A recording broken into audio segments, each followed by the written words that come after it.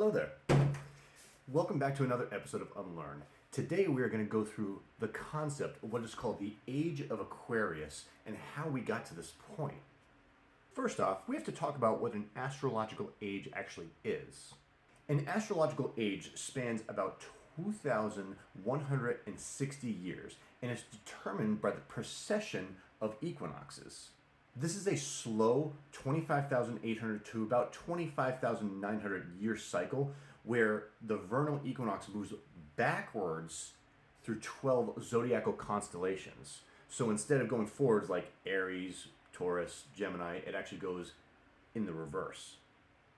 In order to understand where we got to at the current point in time in the age of Aquarius, we have to go back in time to originally when this first was starting to be documented, which was about 10,000 BC, where individuals started appearing for the first time ever during the age of Leo, hence why you have the lion and the sun, and therefore what we have as our most holy day called Sun Day. The sun was considered our first god. During this time, humans gradually started to think as separate beings with unique qualities. During this time period, the desire to lead and organize the primitive social structures and have superior power over others is where this first started. This was about 10,000 BC to about 8,000 BC. The theme was at this time is to have consciousness and a connection with God and higher invisible worlds and their inhabitants. Once we got to about 8,000 BC to about the year 6,000 BC, we entered the age of Cancer, signified by the crab. This is where humans started to settle down, build houses and settlements, start doing agriculture as well as farming.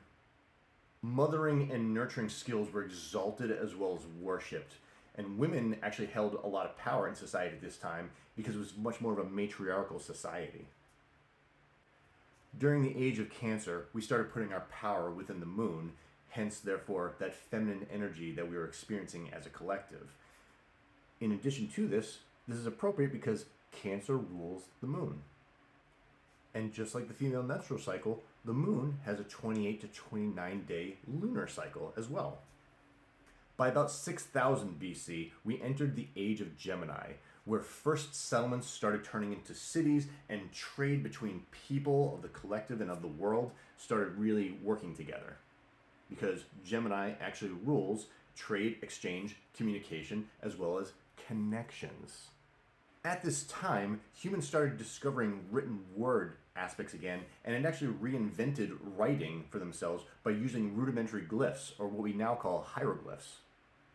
People also started developing more skills with crafts and arts, and humans started becoming actually more practical and logical as well, because Gemini is a very thinking-based sign.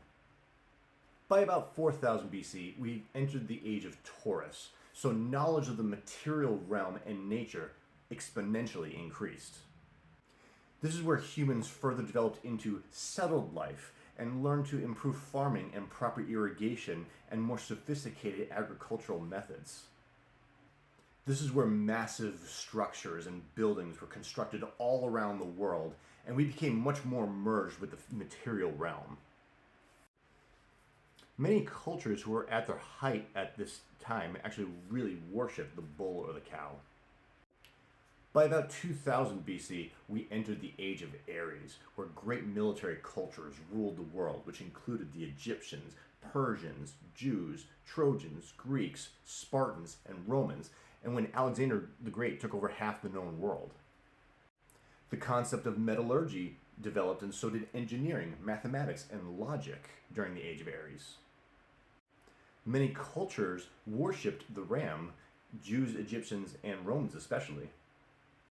This is still significant in modern times because in Jewish New Year, known as Rosh Hashanah, they commemorate the dawning of a new year by blowing a ram's horn called a shofar. By about 0 AD, we entered the age of Pisces, or what we know today as the age of Christianity, where Jesus' disciples, who were actually fishermen, he was the sacrificial lamb that was indicating the end of the age of Aries. And you've probably seen this glyph before on a lot of different license plates and magnets. The age of Pisces introduced the feeling of compassion and turning the other cheek, regarding kindness and sacrifice for an ideal for others. Humans had to learn to believe in a higher being and the need to feel or experience that connection with God directly. And art and soul became very compassionate as well during the age of Pisces. Which brings us to now, which is the age of Aquarius, which will pretty much go up until about the year 4000 AD. And this is an age of reason and science especially. This age is going to be very highly technological, as you've already seen. The higher octave of this is that we're going to be liberating humanity and having freedom to develop our true identity and talents instead of just surviving. The lower octave will consist of destruction, which would lead to bombing, pollution, and just the mind being disconnected from the heart.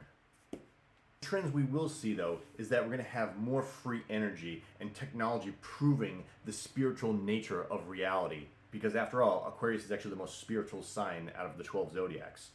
In addition to that, we're going to have higher dimensions of technology helping us raise the collective vibration.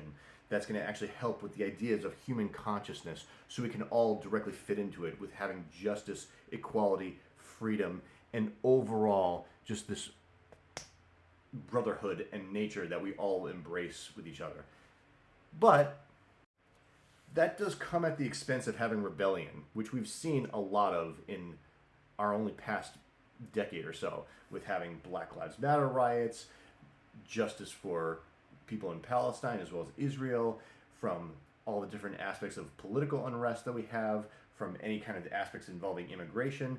These all are part of the transition that we're having going into this full age of Aquarius.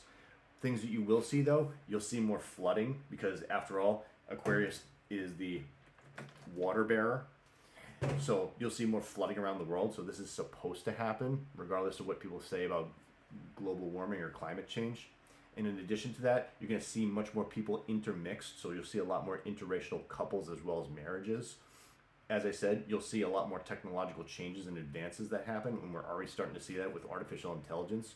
So it's good to have an understanding of what is to come during this age and how we can properly understand and necessarily prepare for it.